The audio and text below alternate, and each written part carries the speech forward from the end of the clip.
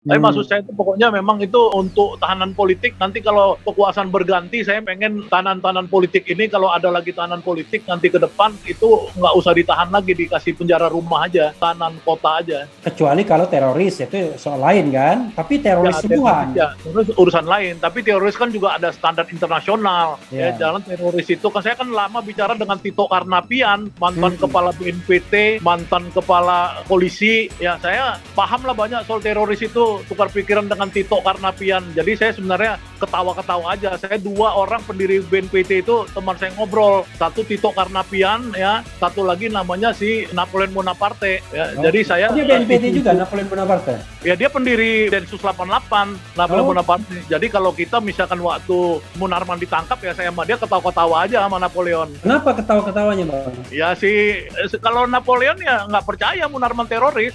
Jadi menurut dia ciri-ciri teroris itu apa? Ya kalau teroris itu kan selalu terhubung dengan negara ya, negara misalnya kayak Pakistan terlibat dalam gerakan-gerakan teroris di Afghanistan dan lain-lain. Jadi kalau orang yang nggak terlibat dengan kekuasaan intelijen suatu negara, ya itu susah disebut teroris. Kalau menurut Napoleon ya. Jadi kalau saya sih nonton film teroris itu The Jackal, misalkan The Jackal, saya bahas sama Napoleon. Terus ada film tentang teroris yang meledakkan bom di mana di hotel di India itu ya, yang paling terkenal filmnya itu hotel di India ya, kita bahas sama Napoleon gitu loh. Teroris kayak gitu, persenjataannya gila-gilaan teroris itu, nggak sembarangan. Itu menurut saya. Tapi jadi kalau cuma press conference itu pasti bukan teroris ya? Silahkan aja, tapi saya sih ya pokoknya punya pandangan sendiri soal teroris. Kalau cuma press conference itu bukan teroris namanya? Ya kalau teroris itu kan canggih-canggih lah. Kalau yang nggak canggih sih ya, kalau di Papua KKB dituduh teroris ya bagus gitu. Karena apa? Karena mereka punya senjata, punya jaringan sampai ke Eropa, dibiayain untuk Beni Wendanya dekat dengan Perdana Menteri bayangan ya dari Partai Buruh kayak gitu-gitu ya, baru kita sebut KKB itu teroris ya kan. Tapi kalau yang ditangkap ini saya belum pelajarin sih, tapi saya ya belum yakin aja gitu.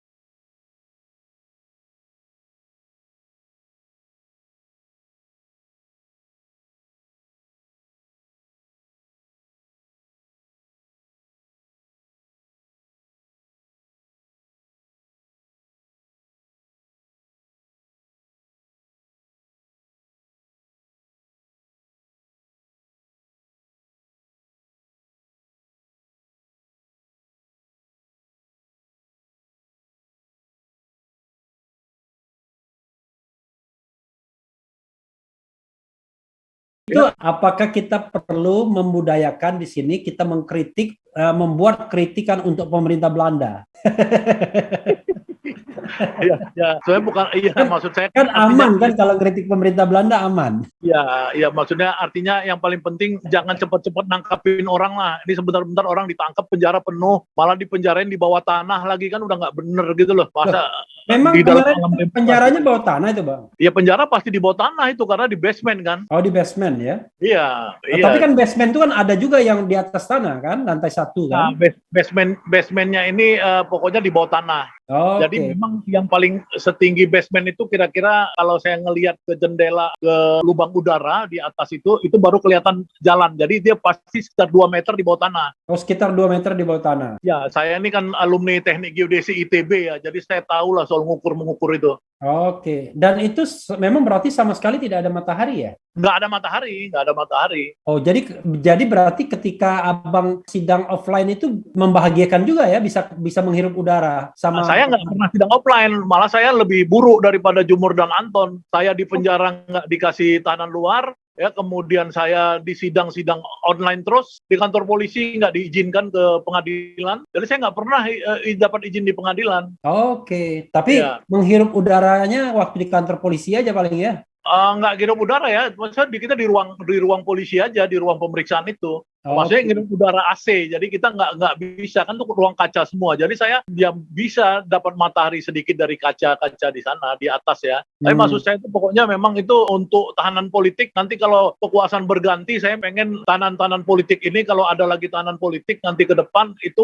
nggak usah ditahan lagi, dikasih penjara rumah aja, tahanan kota aja. Kecuali kalau teroris itu soal lain kan. Tapi teroris semua. Ya, terus urusan lain. Tapi teroris kan juga ada standar internasional. Ya, jangan teroris itu kan saya kan lama bicara dengan Tito Karnavian, mantan kepala BNPT, mantan kepala polisi. Ya saya paham lah banyak soal teroris itu, tukar pikiran dengan Tito Karnavian. Jadi saya sebenarnya ketawa-ketawa aja. Saya 2 orang pendiri BNPT itu teman saya ngobrol. Satu Tito Karnavian ya, satu lagi namanya si Napoleon Bonaparte. Ya, jadi saya. Dia BNPT juga Napoleon Bonaparte. Ya dia pendiri Densus 88, Napoleon Bonaparte. Jadi kalau kita misalkan waktu Munarman ditangkap ya saya sama dia ketawa-ketawa aja sama Napoleon. Kenapa ketawa-ketawanya Bang? Ya kalau Napoleon ya nggak percaya Munarman teroris.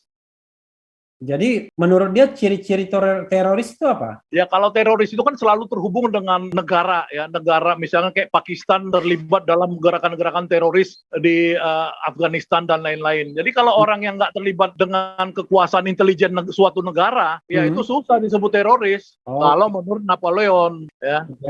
Jadi kalau saya sih nonton film teroris itu The Jackal, misalkan The Jackal saya bahas sama Napoleon. Terus ada film tentang teroris yang meledakkan bom di mana, di hotel di India itu ya, yang paling terkenal filmnya itu hotel di India ya, kita bahas sama Napoleon gitu loh. Teroris kayak gitu, persenjataannya gila-gilaan teroris itu, nggak sembarangan. Itu menurut saya. Tapi jadi kalau cuma press conference itu pasti bukan teroris ya?